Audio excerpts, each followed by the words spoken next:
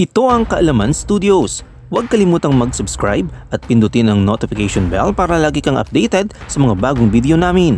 May mga bagong kababalagan na naman tayong pag-uusapan, kaya't kung mahilig kayo sa mga mysterious na kalikasan, stay tuned!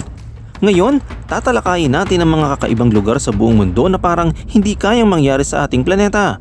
Mga lugar na nagtataglay ng mga misteryo na mahirap ipaliwanag at gumugulo sa isipan ng mga scientist. Tara't simulan na natin! Sa unang listahan, nandyan ang The Boiling River in Amazon. Ang tubig sa Boiling River sa Amazon ay umaabot ng 91 degrees Celsius.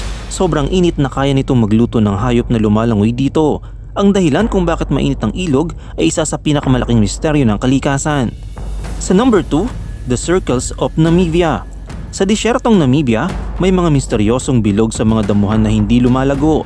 Ang mga bilog ay mga perfect na hugis mula 10 hanggang 65 na talampakan na ang diameter. Maraming teorya ang ipinasa ng mga scientist, ngunit hanggang ngayon wala pa ring malinaw na sagot kung bakit ito nangyayari. At number 3, ang Lake Karachay. Ang Lake Karachay sa Russia ay isa sa pinaka-radioactive na lugar sa mundo.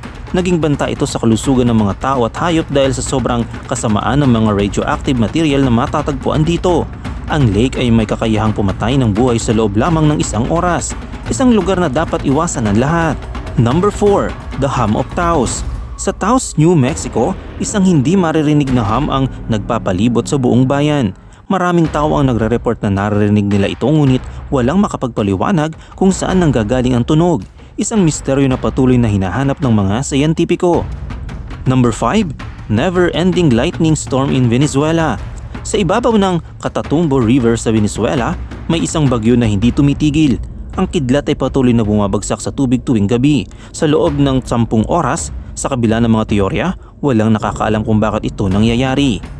Number 6, Devil's Kettle. Sa Minnesota, USA, matatagpuan ng Devil's Kettle, isang lugar kung saan ang tubig ng Brule River ay nahati sa dalawa.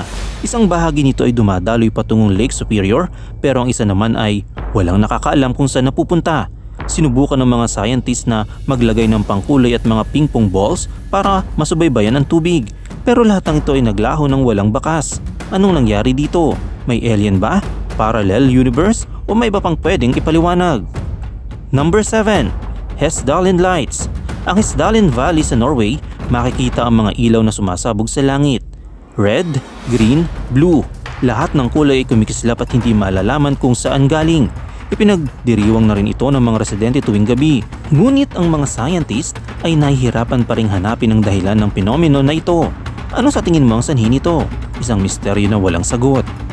Number 8, Moville Cave. Sa Romania, matatagpuan ng Moville Cave, isang kuweba na hindi nakakakita ng liwanag mula pa 5.5 million years.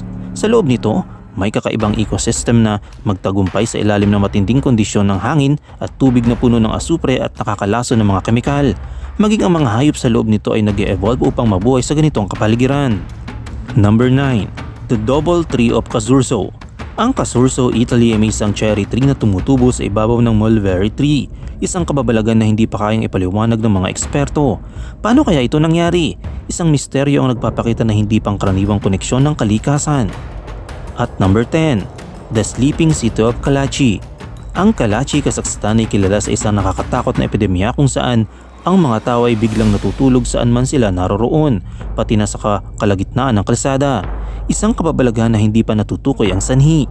Ang ibang nagsasabi ay na may kinalaman ito sa radiation, pero ang mga test ay hindi tumutugma sa teoryang ito.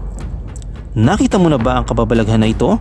Kung gusto mong matuto pa tungkol sa mga misteryo ng kalikasan, mag-comment sa baba at ibahagi ang inyong opinyon. At huwag kalimutang mag-like at mag-subscribe para lagi kayong updated sa mga bagong video namin.